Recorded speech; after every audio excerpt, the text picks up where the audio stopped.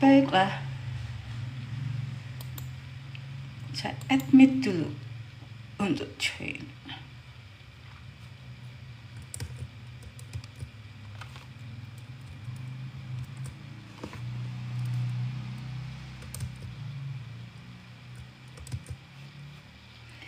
Ini mengenai kemiskinan dan ketimpangan pendapatan dan ketimpangan pendapatan.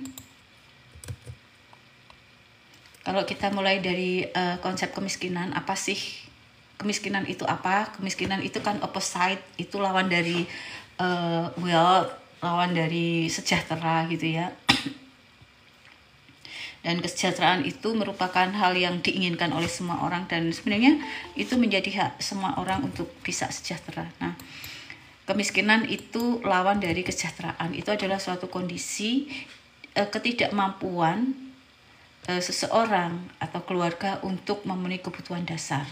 Namun demikian, pengukuran mengenai kemiskinan itu tidak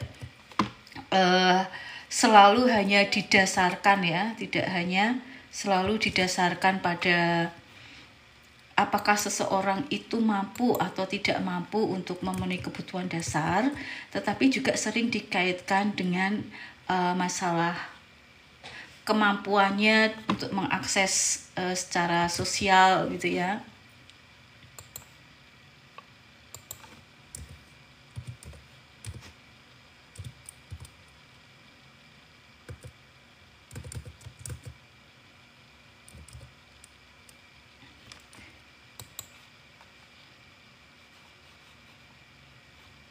Jadi apakah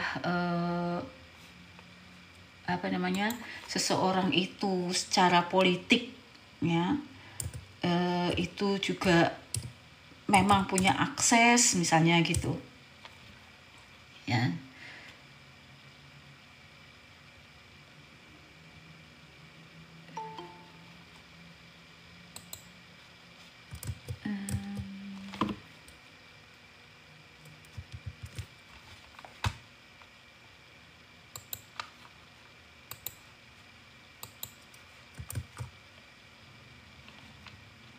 Kemudian bagaimana mengenai aksesnya terhadap kebutuhannya akan pendidikan. Jadi tidak hanya dilihat semata-mata dari income-nya, apakah pendapatannya itu memenuhi atau tidak memenuhi untuk memenuhi kebutuhan, tetapi tadi apakah ada hambatan secara sosial, apakah memiliki hambatan secara politik, apakah punya hambatan untuk mengakses pendidikan misalnya seperti itu ya. Jadi itulah yang dimaksud dengan, tetapi sebenarnya intinya adalah ketidakmampuan gitu ya, intinya adalah ketidakmampuan.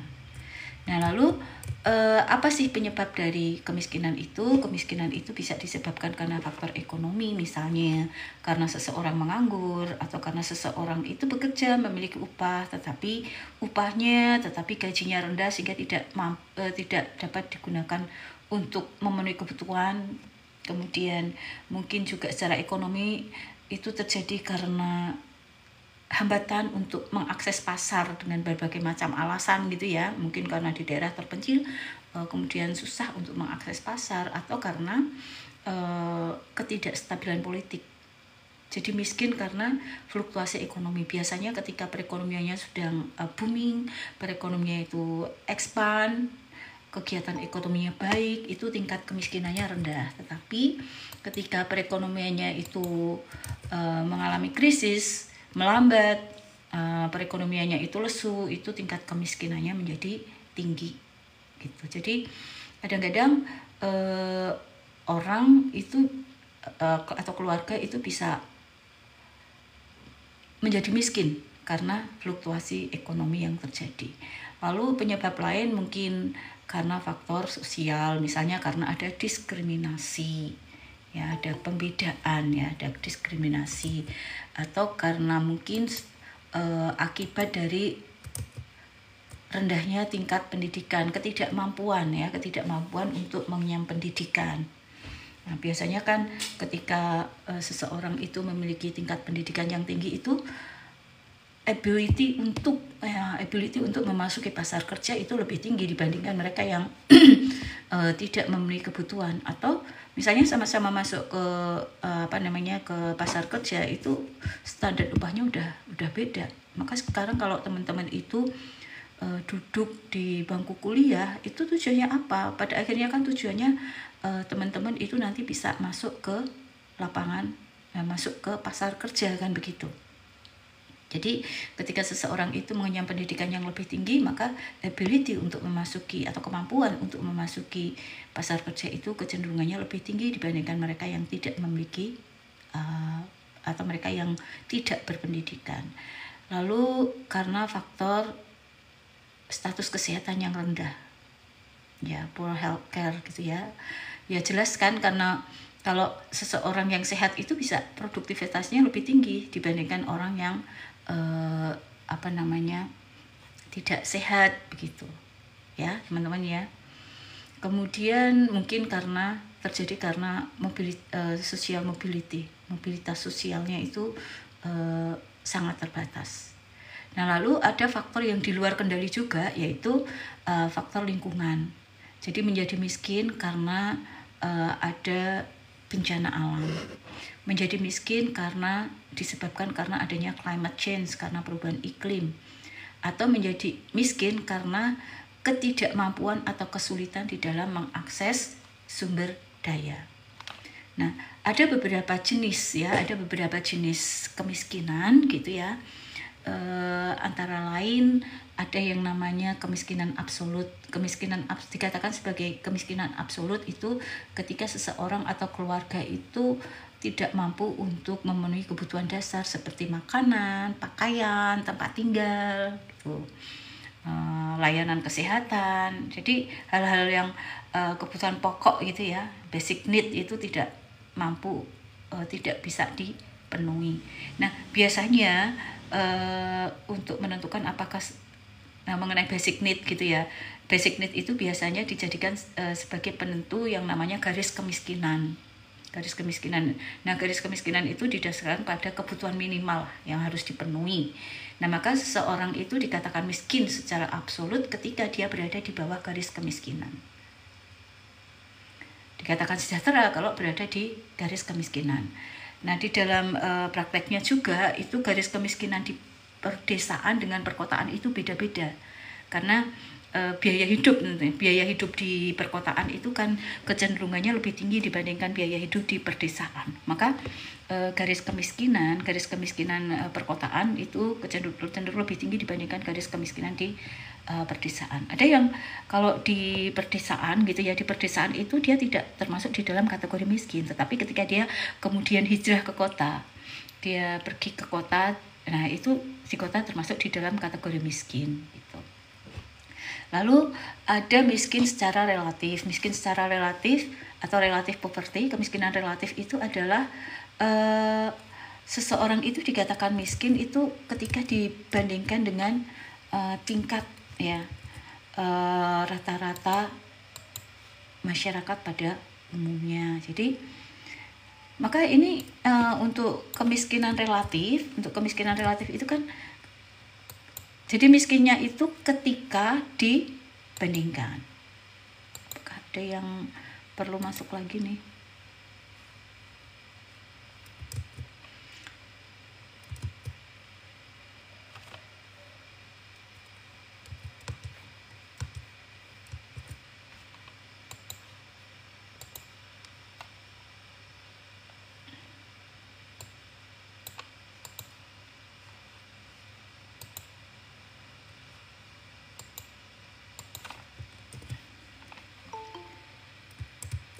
Jadi ketidakmampuannya untuk mempertahankan standar hidup dibandingkan dengan masyarakat di sekitarnya.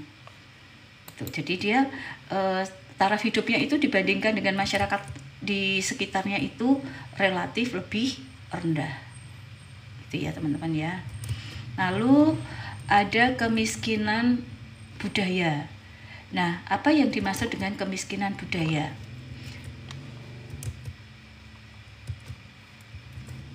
Ini saya kira mudah ya, namanya juga cultural gitu. Berarti ini adalah kemiskinan yang disebabkan karena faktor budaya. Ya. Jadi kemiskinan terbentuk karena kebiasaan masyarakat yang sudah menjadi budaya. Baik terkait dengan nilai-nilai yang dianut, pemikirannya maupun cara kerjanya.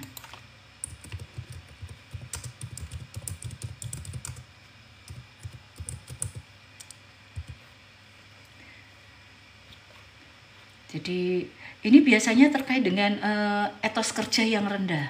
Jadi contoh kemiskinan budaya yang banyak terjadi di masyarakat itu karena malas, karena etos kerja yang rendah. Jadi seseorang itu atau keluarga itu menjadi miskin karena apa? Karena dia etos kerjanya rendah. Karena dia malas. Nah, ini kan malas ini adalah kebiasaan. Sesuatu yang sudah membudaya, karena malas maka menjadi miskin. Kalau di di Jawa Barat itu ada peribahasa Sunda itu yang kalau intinya itu kalau mau makan ya bergerak. Nah, kalau orang yang nggak mau bergerak ya nggak bisa makan gitu. Artinya bahwa jangan malas lah, kalau kamu mau ingin mendapatkan hidup yang layak, hidup yang baik itu jangan malas gitu. Karena malas ini merupakan sumber dari atau merupakan penyebab ya, merupakan penyebab dari kemiskinan.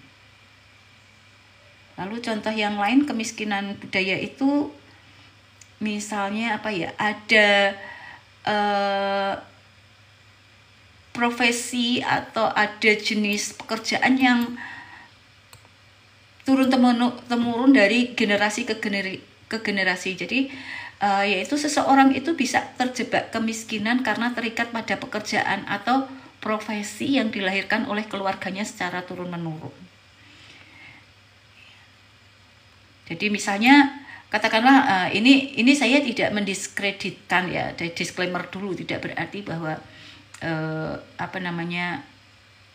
di sektor pertanian, petani itu selalu miskin, tetapi kadang-kadang kan begini, orang tuanya buruh ya, maka anaknya menjadi buruh, nanti cucunya menjadi buruh, kan begitu. Nah, di sektor pertanian kan kecenderungan seperti itu. Lalu ada kemiskinan gender, itu juga contoh kemiskinan budaya. Nah, contohnya apa? Jadi kalau perempuan, perempuan itu sering menghadapi ketidaksetaraan dalam mengakses, misalnya dalam mengakses pendidikan. Kemudian pekerjaan, keputusan, saya ada kelas tapi online, maka saya bisa sekaligus live gitu ya. Lalu ada kemiskinan adat. Jadi beberapa kelompok masyarakat itu sering terjebak dalam kemiskinan. Karena apa? Karena norma-norma adat yang membatasi mobilitas sosial dan akses terhadap sumber daya. Seperti itu. Lalu ada kemiskinan rural gitu ya. Seringkali di daerah pedesaan seringkali akses untuk infrastruktur, untuk layanan kesehatan, untuk layanan pendidikan itu terbatas gitu ya. Jadi kalau di kota gitu kan, kota itu mau cari akses pendidikan lebih mudah, di kota itu lebih banyak ya, sekolahnya itu kan lebih banyak di kota. Kemudian akses terhadap kesehatan di kota itu juga jauh lebih baik dibandingkan di pedesaan, misalnya seperti itu. Nah, itu contoh dari kemiskinan budaya. Lalu ada kemiskinan struktural. Nah, apa yang dimaksud dengan kemiskinan struktural? Nah, ini saya mengulang juga. Kemiskinan struktural itu kemiskinan yang disebabkan karena struktur sosial yang tertanam di dalam suatu kelompok masyarakat tertentu. Dan struktur sosial yang tertanam ini memungkinkan kondisi di mana anggota masyarakat itu tidak menggunakan sumber daya yang sebenarnya ada bagi mereka. Gitu. Ya, teman-teman ya. Jadi kalau contohnya misalnya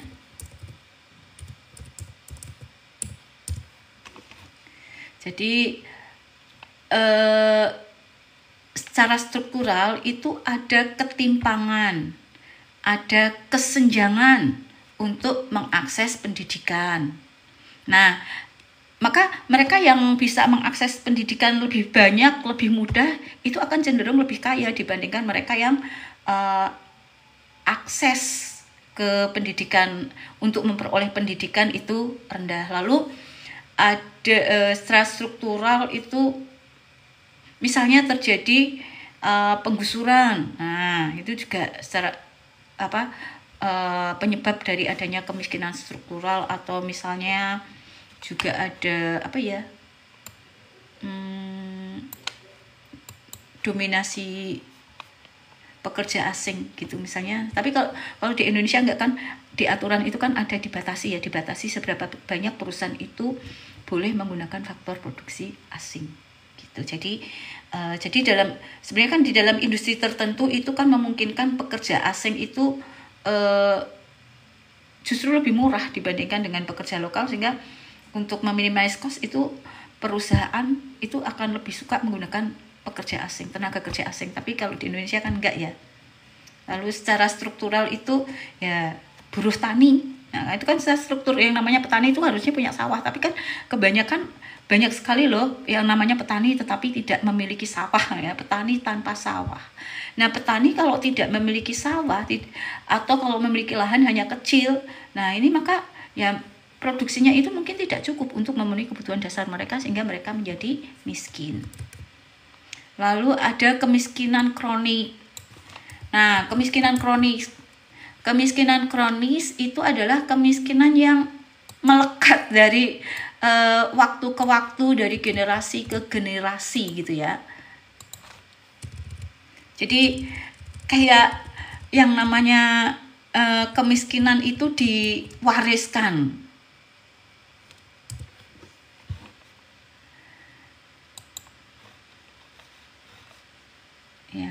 Ya, kayak apa ya? Kalau warisan kekayaan itu kan kayak ini yang yang diwariskan itu kemiskinannya gitu. Jadi kemiskinan kronis itu kan kemudian sifatnya jangka panjang gitu ya. Jadi sifatnya jangka panjang. Jadi memang kayak ada semacam begini, kita mengenal mungkin ada lingkaran setan kemiskinan gitu ya. Ketika kualitas hidupnya rendah, produktivitasnya rendah, akses terhadap pendidikan juga rendah. Ketika akses terhadap pendidikan rendah, itu kan itu sendiri menyebabkan produktivitas rendah. Nah, tidak mampu nih memupuk modal, maka kemampuan investasinya rendah. Nah, maka tetap miskin. Seperti itu. Ya, jadi kayak lingkaran setan. Orang miskin tidak mampu mengakses pendidikan. Karena tidak mampu mengakses pendidikan, maka produktivitasnya rendah. Maka kesulitan di dalam mengakses pasar kerja. Ketika tidak mendapatkan pekerjaan karena tadi kesulitan untuk mengakses pasar kerja, maka akan menganggur. Atau kalaupun bekerja itu upahnya rendah. Nah, seperti ini. Nah, maka kemudian dia menjadi tidak mampu untuk memenuhi kebutuhan dasar. Nah, itu kemiskinan kronis. Lalu ada kemiskinan transien, atau kita menyebutnya sebagai kemiskinan sementara. Kemiskinan sementara ini adalah kemiskinan yang cenderung disebabkan oleh fluktuasi atau gelombang konjungtur perekonomian, maka tadi sifatnya sementara. Jadi seseorang atau keluarga itu bisa miskin itu pada saat perekonomiannya lesu, tapi kalau kemudian perekonomiannya sudah pulih, maka dia tidak miskin lagi. Itu mengenai jenis-jenis kemiskinan. Lalu kenapa kemiskinan itu penting di dalam kehidupan? Kenapa itu menjadi topik yang menjadi salah satu topik pembahasan di dalam makroekonomi? Karena kemiskinan itu memiliki konsekuensi. Ya, di antaranya adalah konsekuensi sosial. Apa konsekuensi sosial dari kemiskinan itu apa? Nah, itu udah ada ya. Jadi konsekuensi sosial dari kemiskinan.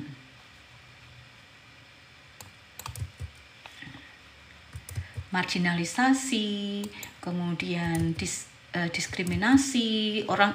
Kadang-kadang dalam kehidupan itu kan perlakuan untuk orang yang kaya dengan orang miskin itu kan kadang-kadang beda ya, gitu. Jadi kemudian yang lainnya itu orang miskin itu konsekuensi sosialnya ya tadi, akses terhadap pendidikan bagi orang miskin itu rendah, akses layanan kesehatan bagi orang miskin itu juga rendah.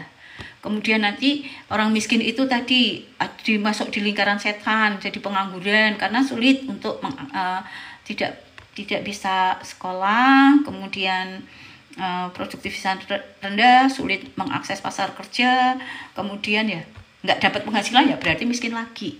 Nah lalu yang lain adalah konflik sosial. Nah kemiskinan itu juga dapat memicu terjadinya konflik sosial. Biasanya itu tingkat kecemburuan sosialnya itu menjadi tinggi. Nah kalau tingkat kecemburuan sosialnya menjadi tinggi ini kan kadang-kadang masyarakat menjadi agak mudah terprovokasi gitu kan. Jadi hal yang mungkin bagi misalnya uang 10.000 pun itu bisa menyebabkan terjadinya penganiayaan loh. Jadi aku utang 10.000 nih, ketika ditagih tersinggung gitu ya, wah malah kemudian marah. Nah, kriminalitas tinggi.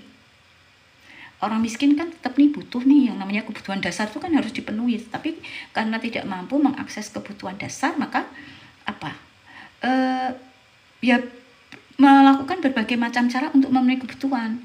Maka kemudian tingkat kriminalitas, pencurian, perampokan, pembegalan itu menjadi tinggi, dan itu nanti akan berdampak juga pada hal lain seperti menimbulkan adanya ketidakstabilan sosial politik.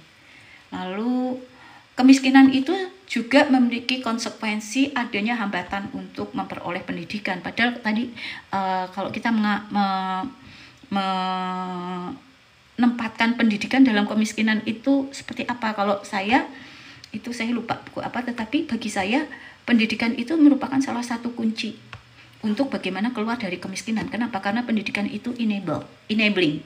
Maksudnya pendidikan itu memungkinkan seseorang untuk mampu mengakses pasar kerja. Jadi semakin tinggi pendidikan seseorang itu, akses ke pasar kerja itu semakin besar. Misalnya kan kalau kita lihat vakansi, kita melihat lowongan pekerjaan kan misalnya dibutuhkan tenaga kerja bla bla bla bla bla, itu dengan kualifikasi tingkat pendidikan minimal. Nah itu jadi ketika tingkat pendidikan minimal yang dipersyaratkan ini tidak terpenuhi kan otomatis dia tidak mengakses yang dibutuhkan itu yang minimal pendidikannya S1. Maka ketika dia tidak bisa menempuh pendidikan sampai dengan S1 ya nggak bisa untuk memasuki pasar kerja kan begitu.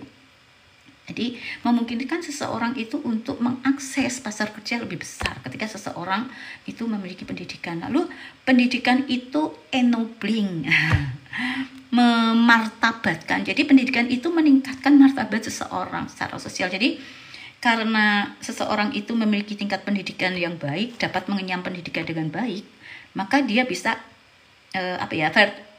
mengalami vertical mobility ke atas gitu ya. Jadi orang yang berpendidikan itu kayak begini, kayak status sosialnya itu bisa naik gitu kan. Nah naiknya itu juga bisa merupakan dampak dari ketika seseorang itu memiliki pendidikan, dia mampu mengakses pasar tenaga kerja, maka dia memiliki income, dia mampu generate income, maka dia lebih sejahtera sehingga status sosialnya itu menjadi naik. Pendidikan ini, kenapa pendidikan itu enabling? Kenapa pendidikan enabling? Karena pendidikan itu dapat meningkatkan skill seseorang, gitu ya Alexia, maksudnya ya. Oke. Lalu pendidikan itu empowering. Pendidikan itu kayak elevator gitu ya, kayak elevator gitu ya. Jadi pendidikan itu membuat seseorang itu lebih berdaya, meningkatkan ability gitu. Nah itu ketika seseorang itu dapat mengenyam pendidikan lebih baik, maka seharusnya kemampuan untuk menyelesaikan masalah itu lebih baik. Maka ketika kita masuk ke pasar tenaga kerja itu ya, masuk ke pasar kerja itu kadang-kadang pendidikan itu juga menentukan standar gaji kan, gitu. Oke. Lalu konsekuensi yang lain tadi udah ya, crime itu jadi kemiskinan itu bisa meningkatkan kriminalitas. Kemiskinan itu juga berdampak bagi status kesehatan tentu saja. Jadi kenapa sih di beberapa tempat, di beberapa daerah di pulau di Jawa Tengah itu, di daerah-daerah tertentu itu banyak loh kasus stunting gitu. Kenapa? Nah, kenapa kasus stunting ini terjadi? Karena ada nutrisi yang kurang baik. Ada daerah-daerah tertentu yang penyakit itu mudah mewabah karena apa? Karena sanitasinya itu kurang bagus. Karena orang miskin itu sulit untuk mengakses layanan kesehatan. Nah, gitu. Itu konsekuensi dari kemiskinan. Nah, lalu mengukur kemiskinan itu jelas ya tadi yang pertama itu dilihat dari income-nya. Apakah pendapatan seseorang atau keluarga itu cukup untuk memenuhi kebutuhan dasar atau tidak. Lalu tetapi sekali lagi ada pengukuran yang lebih luas, multidimensional gitu ya. Jadi tidak hanya mempertimbangkan ketercukupan income untuk memenuhi kebutuhan, tetapi tetapi juga dilihat dari bagaimana aksesnya terhadap pendidikan, terhadap layanan kesehatan dan lain sebagainya. Nah, kalau BKKBN itu sendiri membedakan antara keluarga sejahtera dengan keluarga prasejahtera.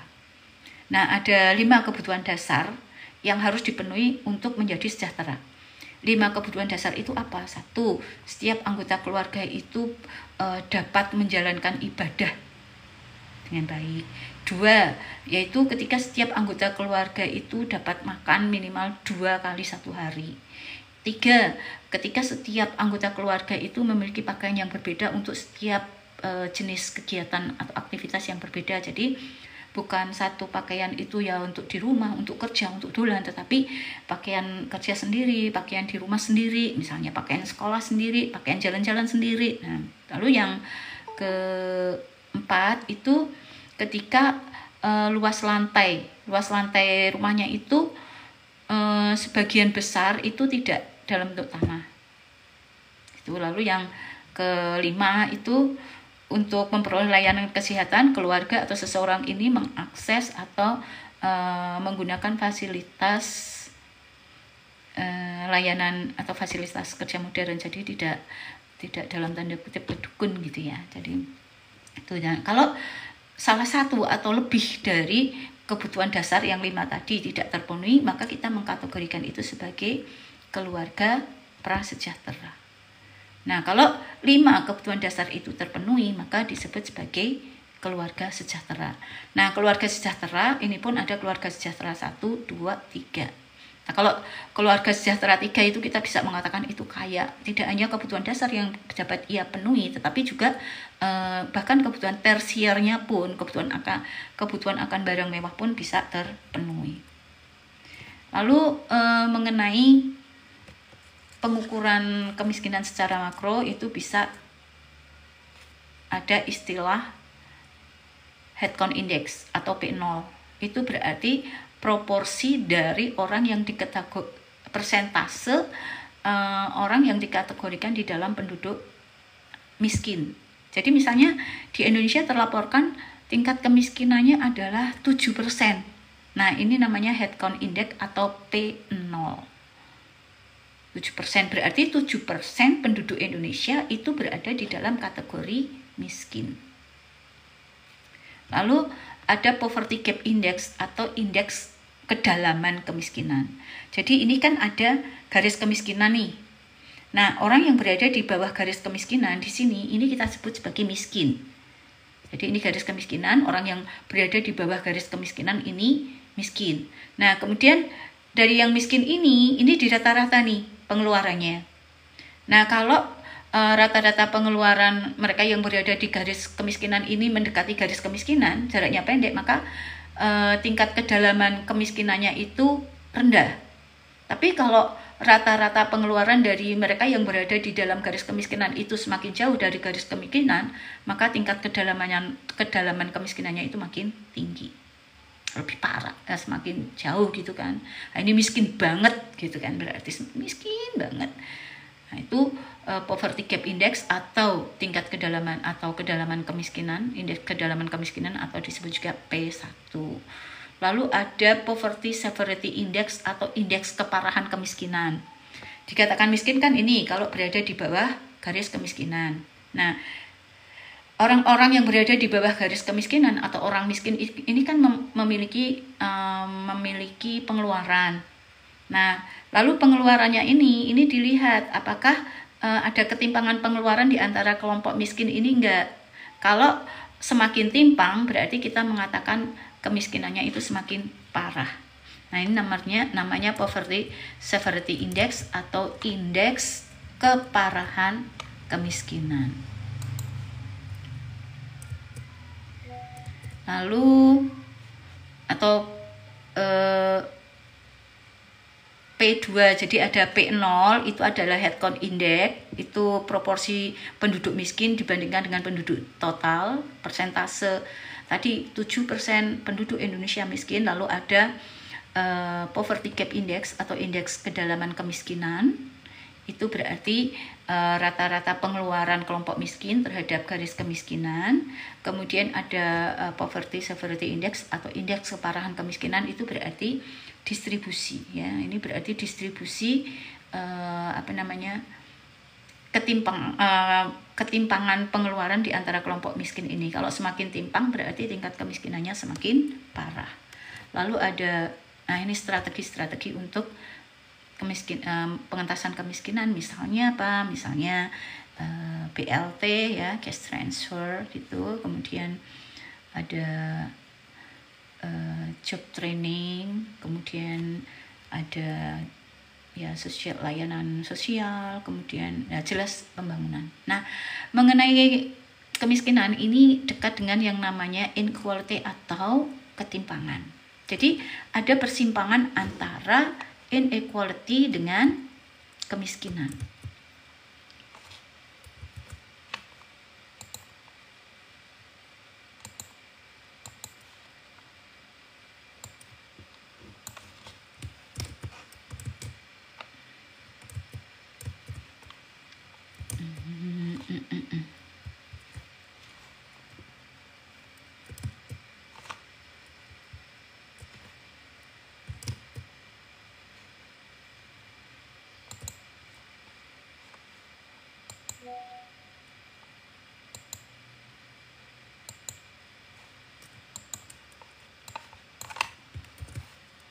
Kalau pengertian saya mungkin nggak perlu ulang lagi ya, tetapi bahwa antara kemiskinan dengan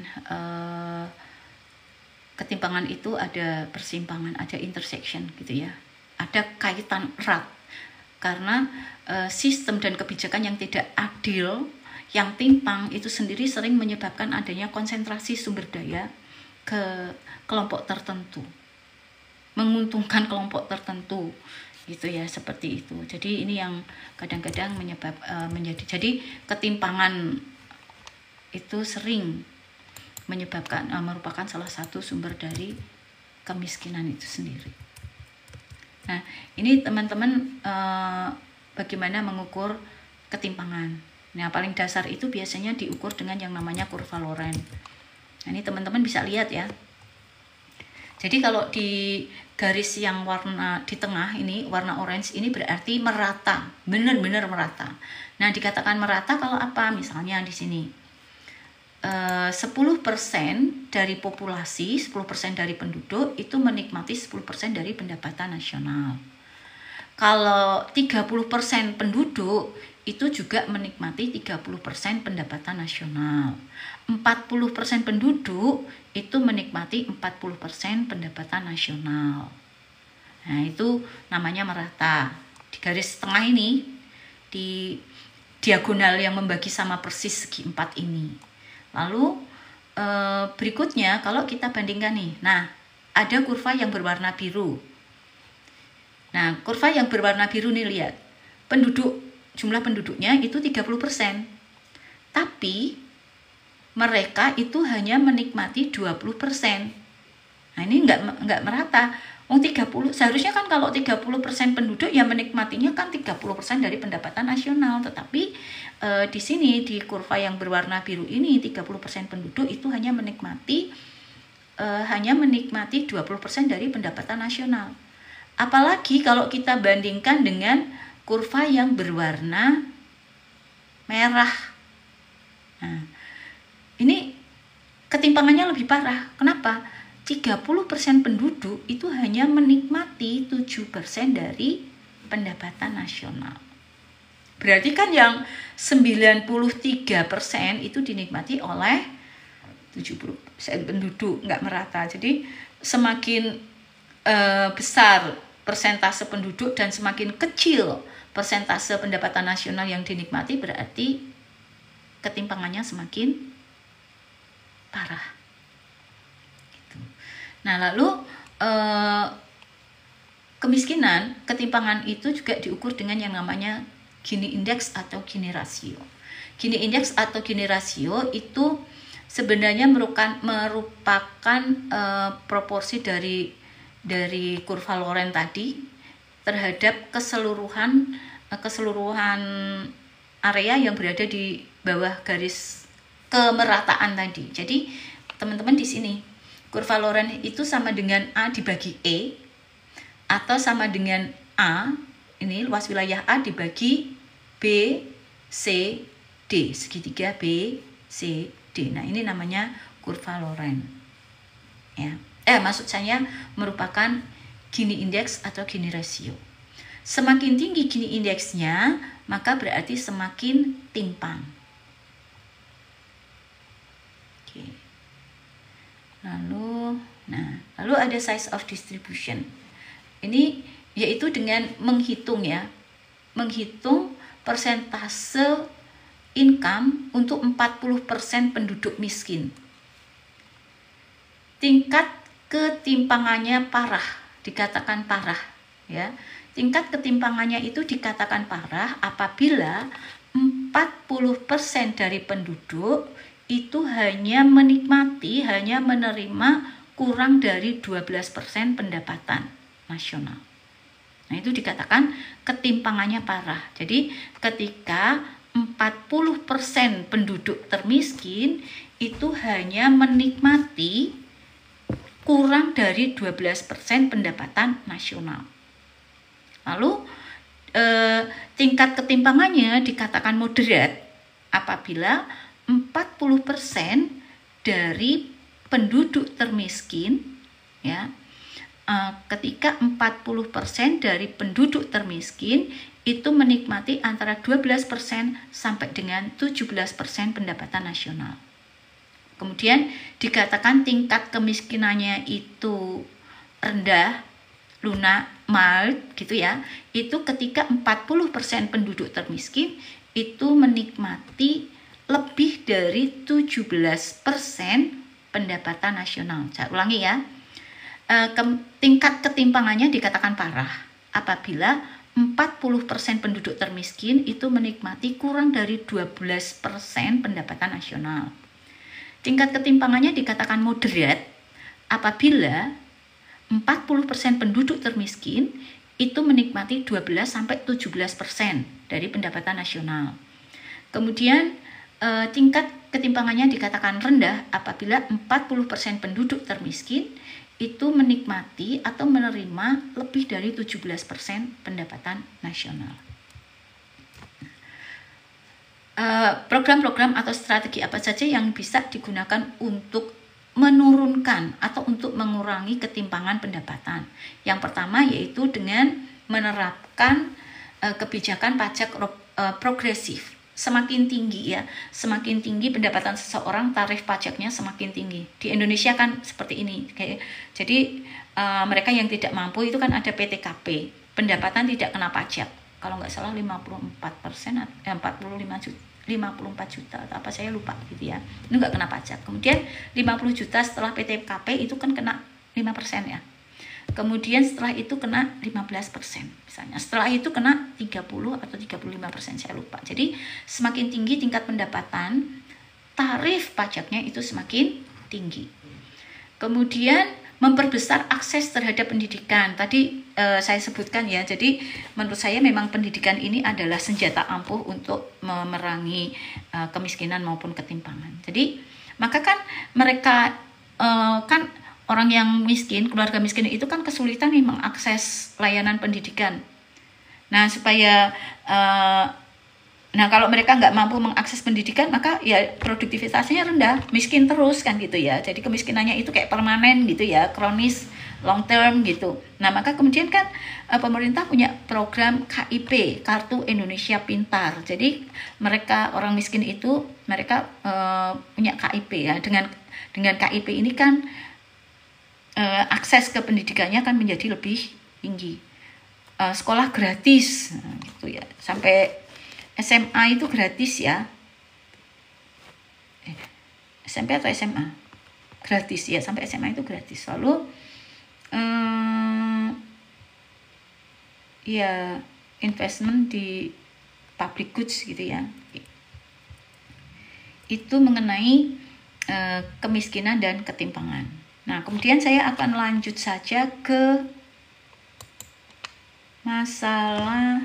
Oke, tapi sebelum saya lanjutkan sampai di sini ada pertanyaan nggak?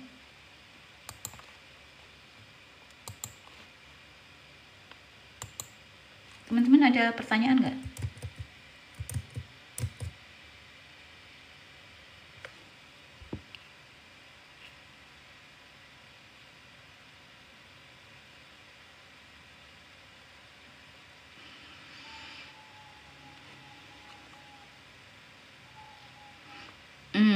Boleh nanti ya, Ferdian Cahyadi ya. Saya ke ini dulu sesuai dengan silabus. Nanti saya kita diskusikan. Oke ya. Saya akan ke ini dulu. Nah, biasanya yang namanya kemiskinan itu dekat dengan pengangguran. Pengangguran itu dekat dengan kemiskinan gitu ya. Maka kadang kita bisa mengatakan ya pengangguran itu identik dengan kemiskinan. Nah, ini lingkaran antara kemiskinan dengan pengangguran itu yang tadi saya sebut kayak lingkaran setan gitu ya. Jadi kayak lingkaran setan gitu. Nanti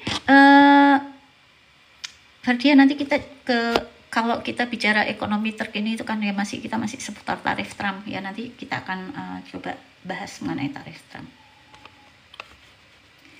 Oke, ini mengenai pengangguran ya. Untuk pengangguran itu ya basicnya saya mulai dari sebenarnya struktur penduduk itu seperti apa sih? Nah, ini struktur penduduk. Jadi keseluruhan penduduk itu dikelompokkan menjadi dua. Ya, dikelompokkan menjadi dua. Nah, kalau menjadi dua itu yang satu adalah usia kerja, kelompok kedua adalah bukan usia kerja. Nah, usia kerja ini adalah umur 15 tahun ke atas sampai dengan 60 atau 65 ya, saya lupa. Nanti teman-teman bisa lihat di BPS ya. Jadi ini adalah usia kerja. Jadi kalau di bawah 15 tahun itu anak-anak. Berarti anak-anak itu masuk di kelompok yang kedua ini. Bukan usia kerja. Kemudian 60 itu masuk di usia kerja. Berarti lebih dari 60 itu masuk di bukan usia kerja. Jadi yang bukan usia kerja itu adalah mereka yang dianggap belum produktif atau sudah tidak produktif lagi. Jadi anak-anak dan lansia ini bukan usia kerja. Nah, selanjutnya teman-teman yang usia kerja itu dikelompokkan lagi menjadi dua.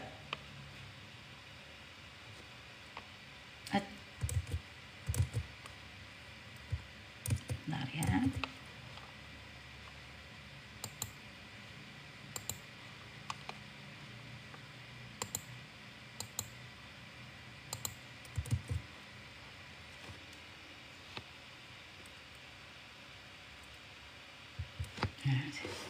Oke. Kembali ya, jadi penduduk itu dikelompokkan menjadi dua, yaitu usia kerja dan bukan usia kerja.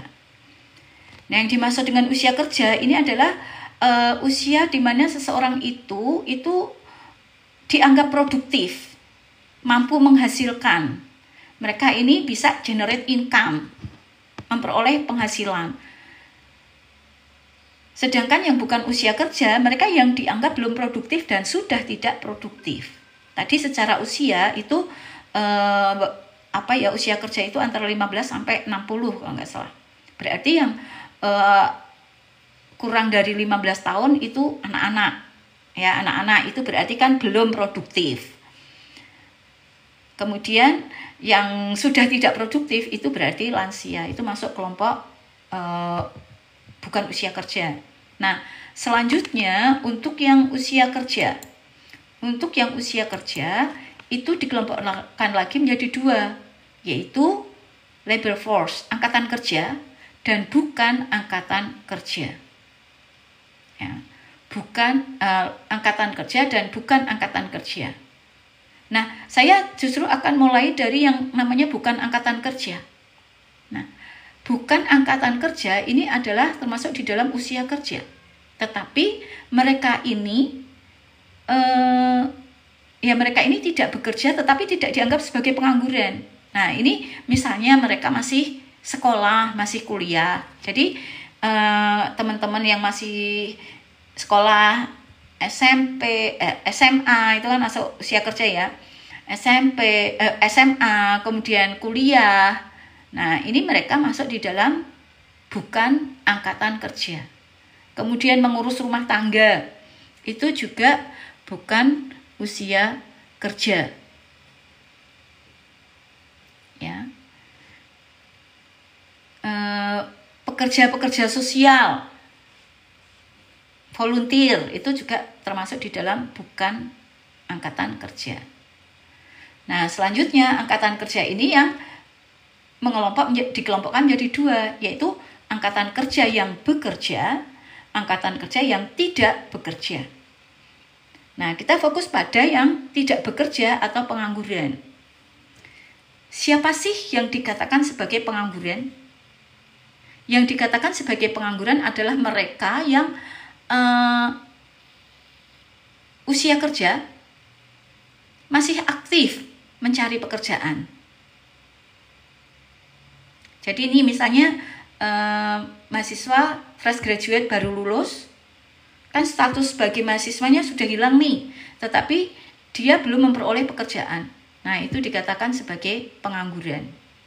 Lalu mereka yang kedua dikatakan sebagai pengangguran adalah mereka yang mendirikan atau membuka usaha atau perusahaan tetapi belum beroperasi. Itu. Lalu ada mereka yang tidak bekerja dan memang tidak ingin bekerja karena alasan tertentu. Jadi misalnya dalam tanda kutip nih ada orang yang disability gitu ya, dia udah merasa dirinya enggak mungkin ada perusahaan yang mau menerima saya bekerja. Nah, maka kemudian dia enggak mencari pekerjaan kemudian gitu kan. Misalnya seperti itu. Jadi seseorang yang memang dia tidak mencari pekerjaan. Jadi dia di usia kerja tetapi dia tidak mencari pekerjaan. Karena mereka itu tadi merasa bahwa dirinya tidak mungkin mendapatkan pekerjaan karena satu kondisi tertentu. Misalnya tadi disability. Lalu seseorang yang sudah diterima kerja tetapi masih tapi aktifnya tuh tapi belum aktif gitu loh. Maksudnya begini, sekarang posisi tanggal 14 April nih lulus nih, oh kemarin kan baru wisuda ya, hari Sabtu lalu tanggal 12 itu wisuda. Nah, sebenarnya udah diterima bekerja nih di dalam satu perusahaan tertentu gitu kan. Tetapi di dalam surat penerimaan ya di apa namanya letter of acceptance-nya itu, letter of acceptance-nya kerja itu di situ disebutkan bahwa Anda diterima bekerja per 1 Juni 2025. Nah, ini kan belum 1 Juni nih, ini masih di April. Nah, maka dia masih dalam kategori penganggur meskipun dia udah dapat pekerjaan, tetapi kan baru aktifnya ini di tanggal 21 di tanggal 1 Juni. Nah, dia baru lepas dari statusnya sebagai penganggur itu pada tanggal 1 Juni karena di dalam letter of acceptance-nya itu memang secara eksplisit dikatakan bahwa Anda diterima bekerja mulai tanggal 1 Juni 2025 misalnya seperti itu.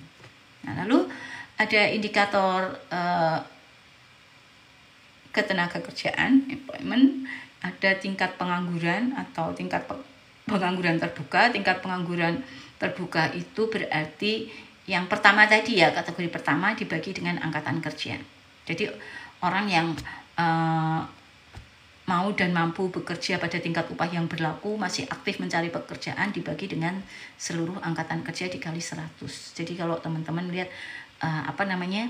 tingkat pengangguran di Indonesia, tingkat pengangguran terbuka di Indonesia itu sebesar 5%. Nah, itu dari sini. Jadi banyaknya orang yang aktif mencari pekerjaan dibagi dengan jumlah angkatan kerja dikali 100. Lalu ada yang namanya tingkat partisipasi angkatan kerja. Apa sih tingkat partisipasi angkatan kerja? Tingkat partisipasi angkatan kerja in bahasa itu biasa disingkat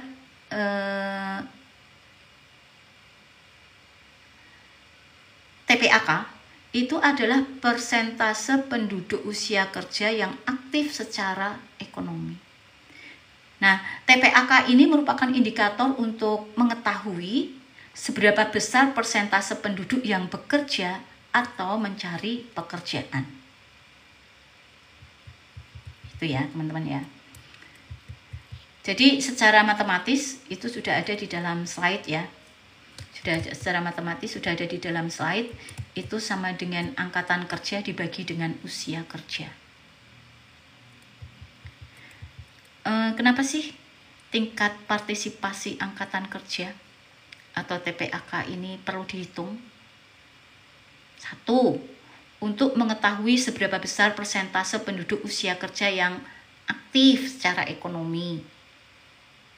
Ya, kan tadi ada yang usia kerja, itu kan ada yang angkatan kerja, ada yang bukan angkatan kerja. Yang ini kan yang TPAK itu kan yang angkatan kerja. Nah, kalau teman-teman yang masih SMA, masih kuliah, itu memang usia kerja, tetapi secara ekonomi itu belum aktif. Seperti itu. Kemudian mengetahui besarnya pasokan tenaga kerja yang tersedia. Jadi ketika di angkatan kerjanya berapa? Oh, berarti itulah supply tenaga kerja yang ada di dalam perekonomian itu. Mengetahui besarnya persentase penduduk usia kerja yang berpotensi untuk aktif menjadi tenaga kerja. Karena ini nanti kan untuk perencanaan pembangunan ini menjadi penting karena pemerintah kan harus bagaimana sih support pemerintah untuk menyediakan lapangan pekerjaan, misalnya itu bisa mengacu atau merujuk pada TPAK tadi.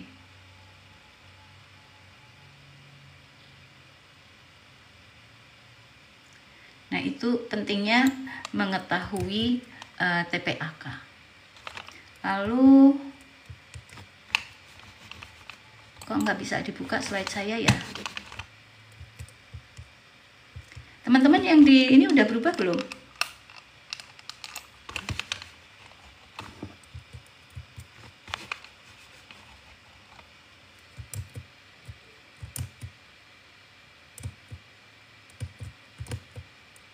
Sudah ya, sekarang sudah ya. Nah, jenis-jenis mengapa terjadi pengangguran? Ya, ini relatif sama ya dengan mengapa terjadi kemiskinan gitu ya.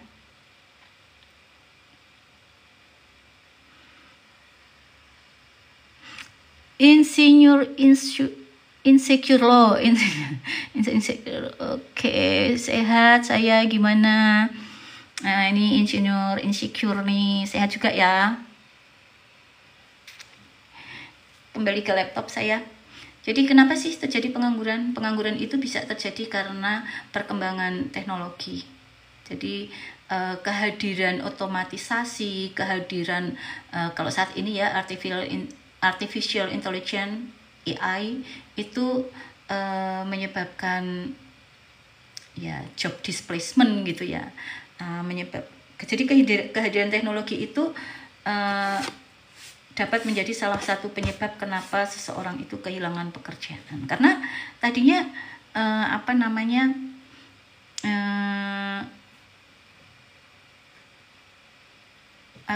karena tenaga kerja manusia diganti dengan tenaga kerja mesin yang tadinya manual, kemudian dibuat ada otomatisasi. Nah, lalu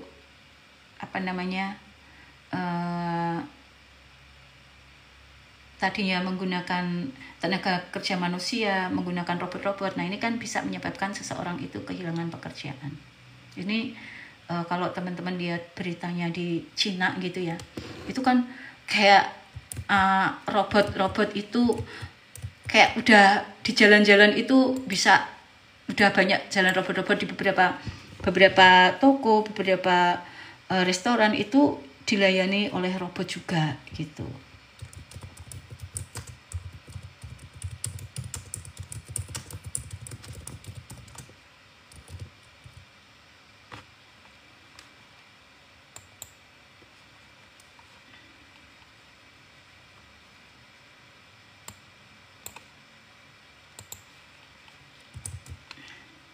Lalu pengangguran juga disebabkan karena economic fluctuation.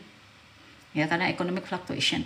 Karena fluktuasi ekonomi atau terjadi resesi. Jadi ketika perekonomian itu downturn, ketika perekonomian itu melambat, ketika perekonomian itu mengalami kelesuan, maka perusahaan-perusahaan itu bisa melakukan efisiensi, downsizing, perampingan, atau bahkan tutup. Ya. Nah, maka ini menimbulkan pengangguran gitu ya. Jadi seperti teman-teman ketahui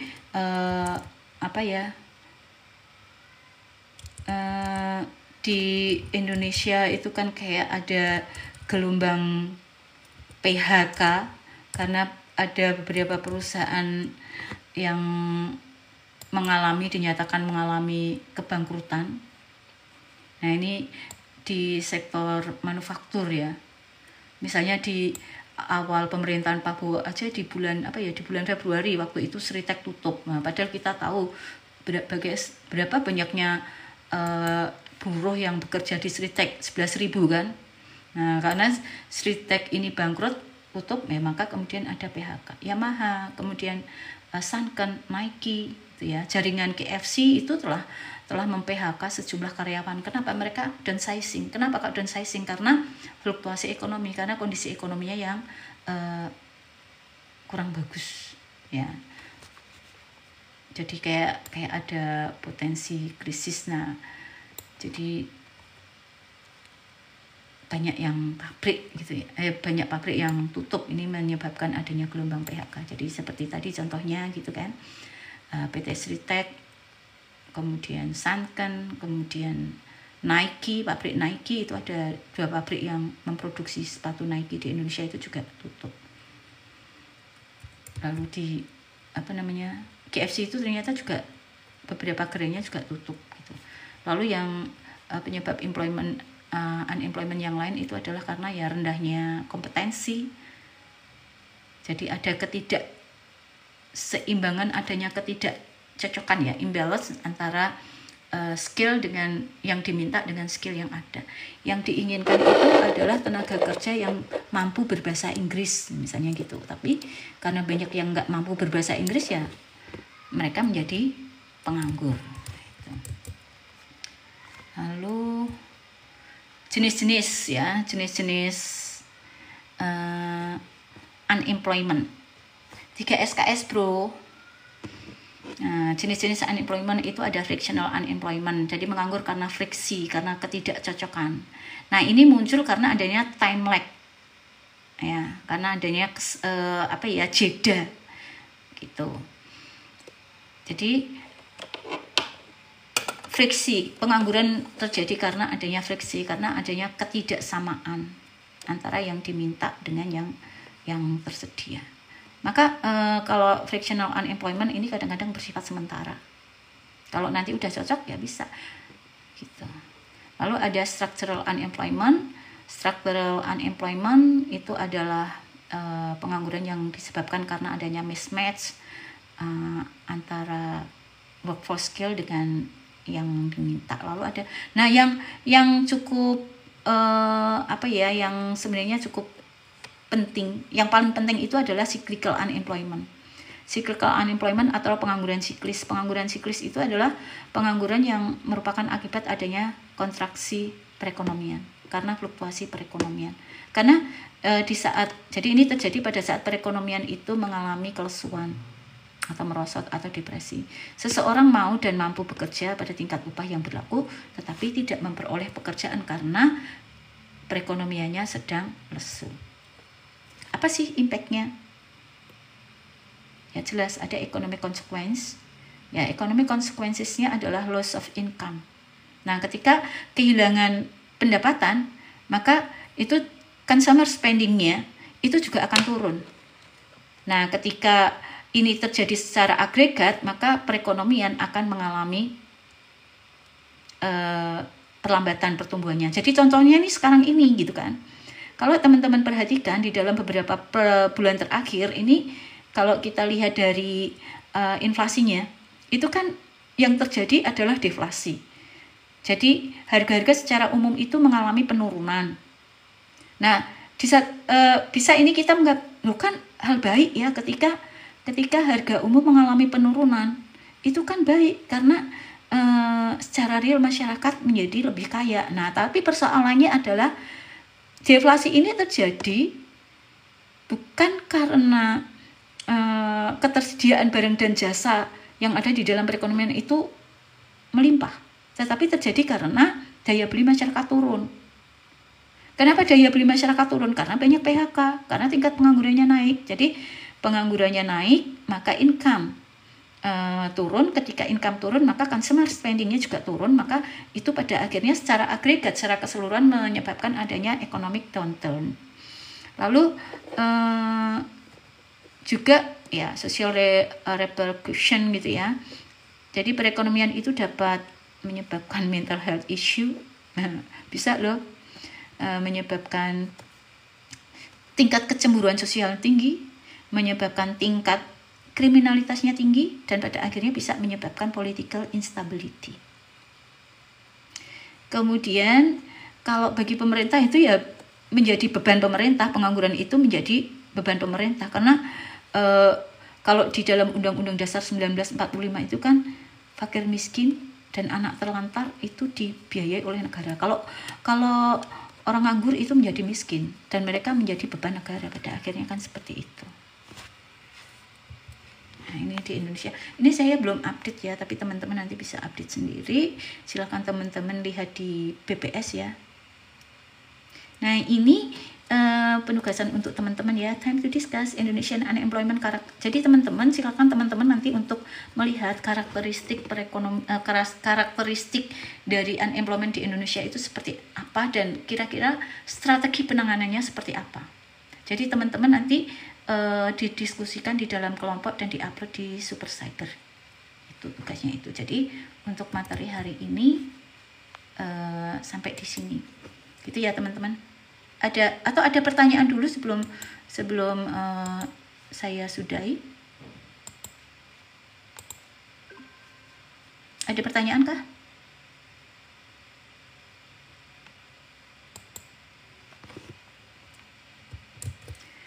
Kalau tidak ada pertanyaan, kuliah hari ini saya cukupkan sekian. Untuk kelompoknya silakan bentuk sendiri ya, antara 3 sampai 5 orang. Dulu kayaknya pernah deh. Dulu udah membuat kelompok kan? Antara 3 sampai 5 orang ya setiap kelompok ya.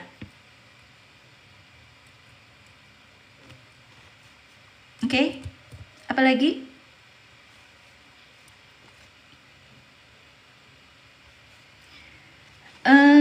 Kita Caca, apa kabar Caca? Ini tuh tadi saya seharusnya ada kelasnya kan offline, tapi eyangnya anak-anak saya itu tuh tadi malam tuh jatuh. Jadi saya nggak tega untuk meninggalkan sendirian terlalu lama. Jadi saya terpaksa harus kuliahnya online. Terpaksa. Kalau saya sendiri lebih suka offline tentu saja, karena lebih interaktif, menurut saya lebih efektif. Tadi siapa ya, Ferdian tadi kayaknya sempet tanya, kok pembelian emas sekarang itu tinggi gitu ya? Harga emas berapa sekarang? Touch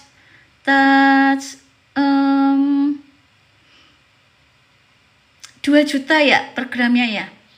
Luar biasa, itu naiknya luar biasa tuh. Jadi saat ini kenapa sih orang itu cenderung memberi emas? Emas itu sampai sekarang itu kalau saya lihat itu adalah instrumen investasi yang paling diminati, yang paling tinggi. Itu karena apa ya? Karena emas itu kan harganya relatif stabil ya. Jadi kayak sekarang kondisi ekonomi sekarang itu kan ada ketidakstabilan ekonomi global, tingkat inflasi, pasokan emas itu sendiri kan juga relatif terbatas, maka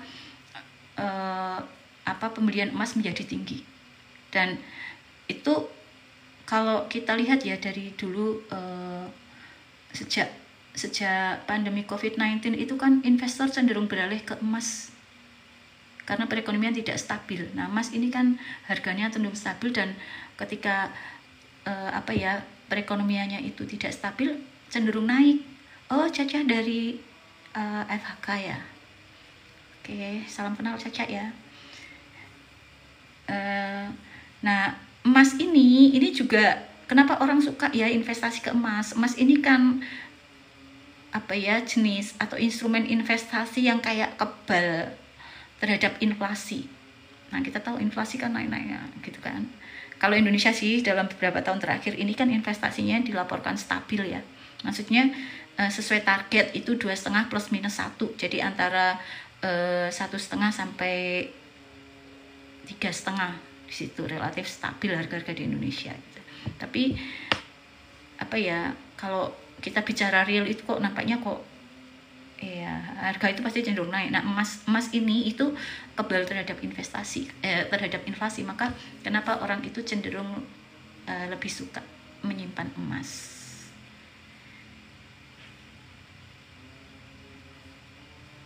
Gitu.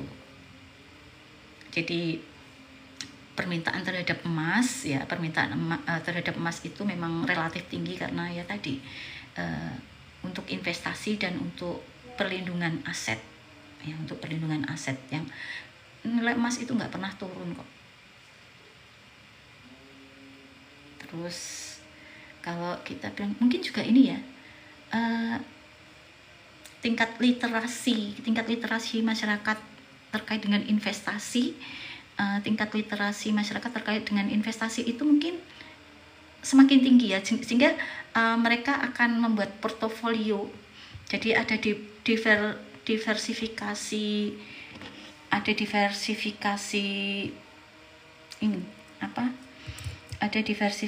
investasi. Nah, salah satunya itu diversifikasi di dalam bentuk emas. Halo Mario, Vicky, teman-teman. Sekarang itu kan masih tetap ya masih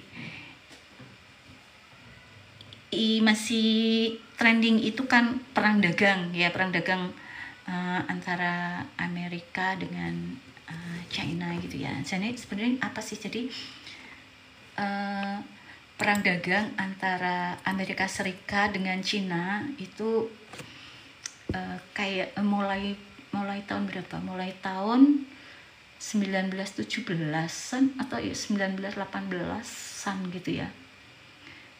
Meskipun kalau secara akar itu kan terjadi sudah jauh sebelumnya. Jadi ada penerapan tarif 125%, tinggi banget. Indonesia kan kenanya 32% ya.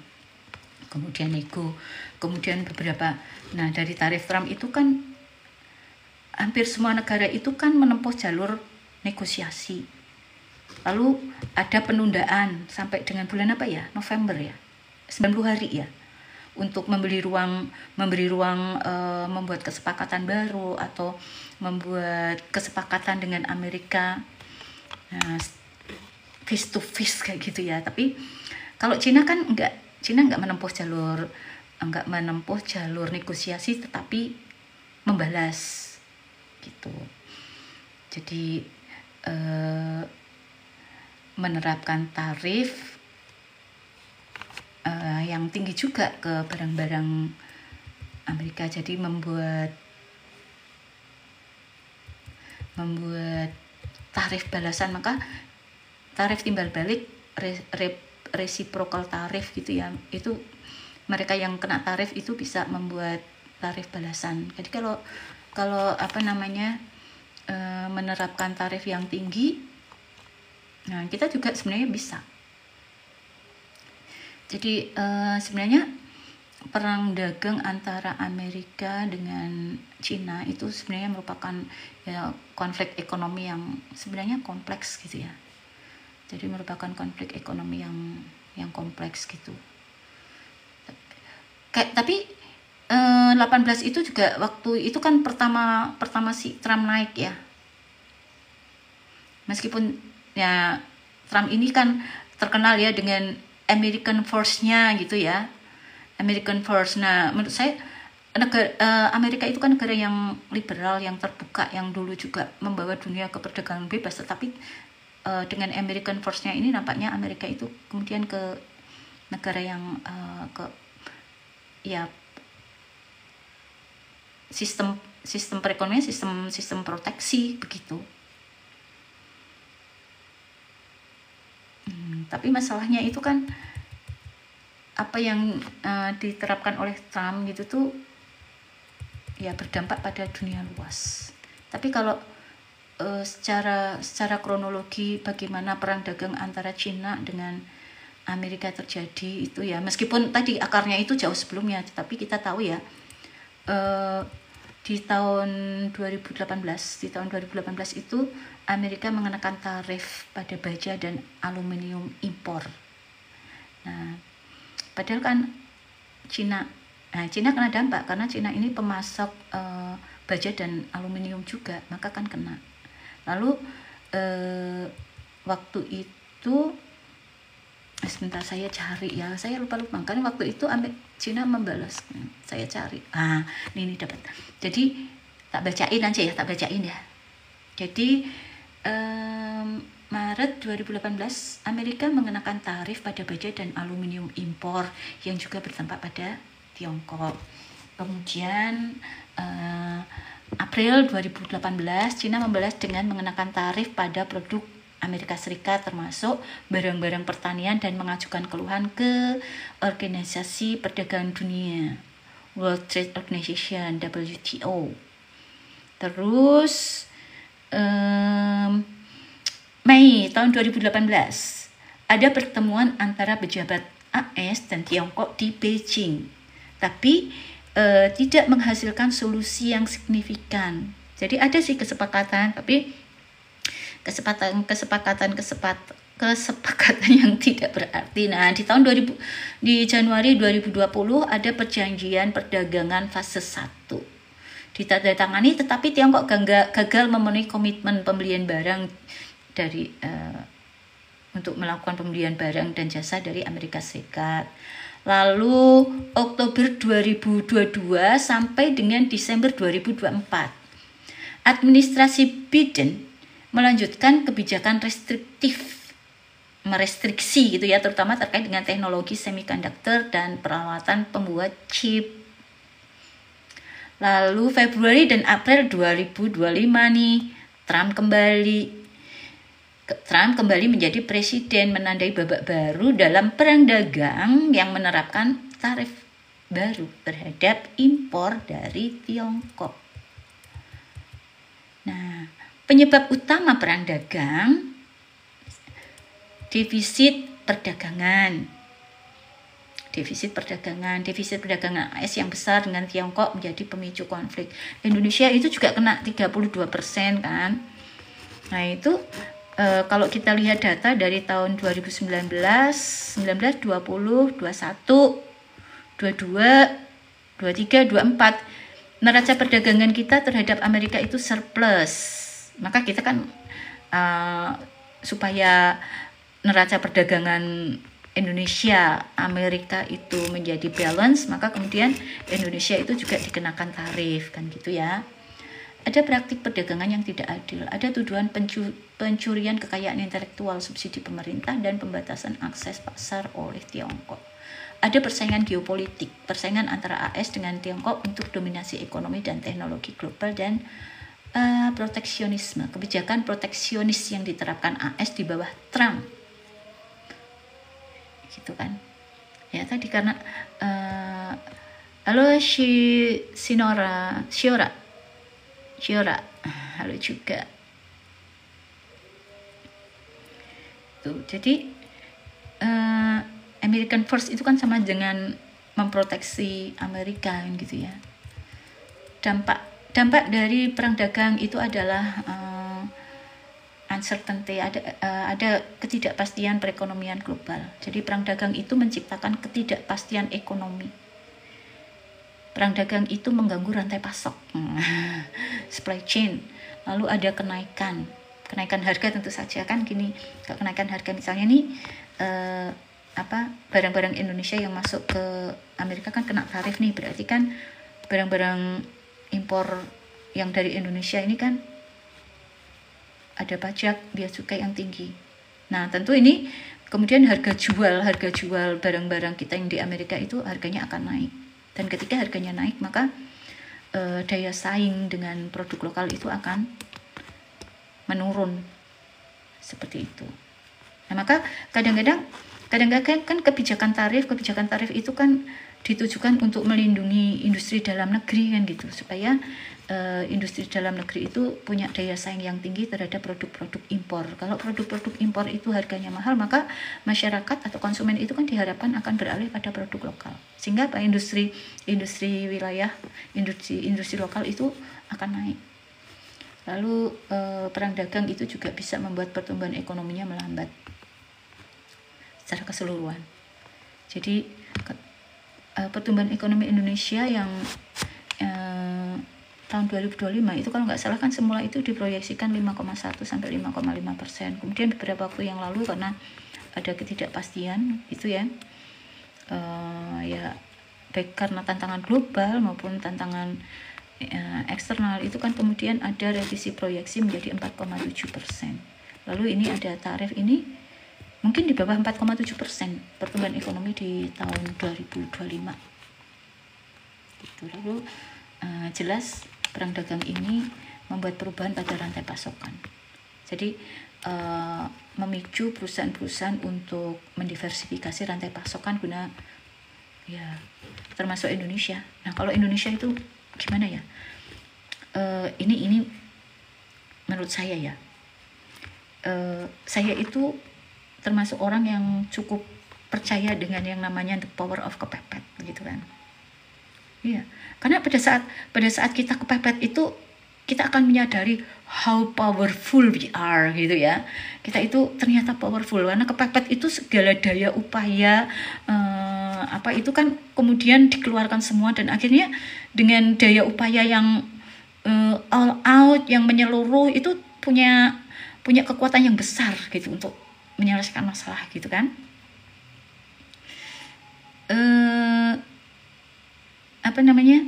Nah, maka kalau kita mau ambil positifnya gitu ya, kita ambil sisi positifnya dari reciprocal tariff ini, yaitu apa?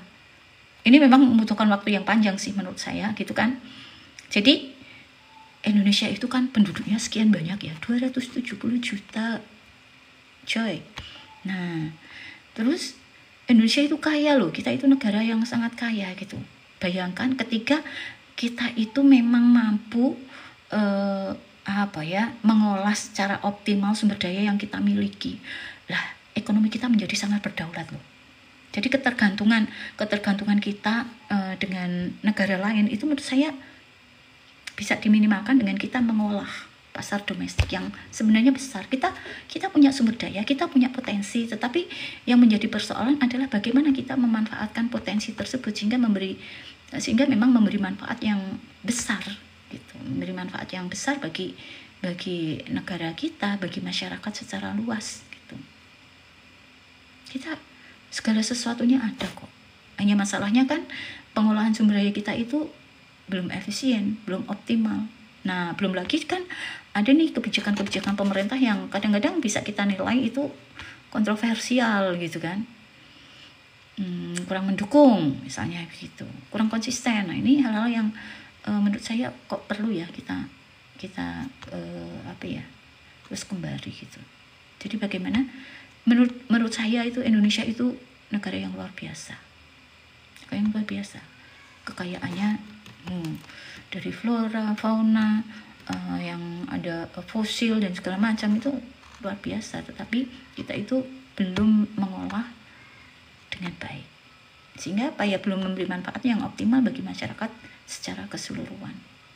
Nah, itu yang tetapi kita bayangkan saja ketika kita mampu mengolah sumber daya yang kita miliki itu secara benar, secara efisien, kemudian terutama nih political will pemerintah itu bagi saya sangat penting. Konsistensi kebijakan pemerintah itu menjadi sangat penting. Nah, ini untuk bagaimana kita memanfaatkan sumber daya yang ada. Jadi itu saya capek teman-teman. Saya sudahi dulu ya. Nanti kita akan live. Saya akan live lagi nanti beberapa waktu yang akan datang. Sementara sampai di sini ya. See you next.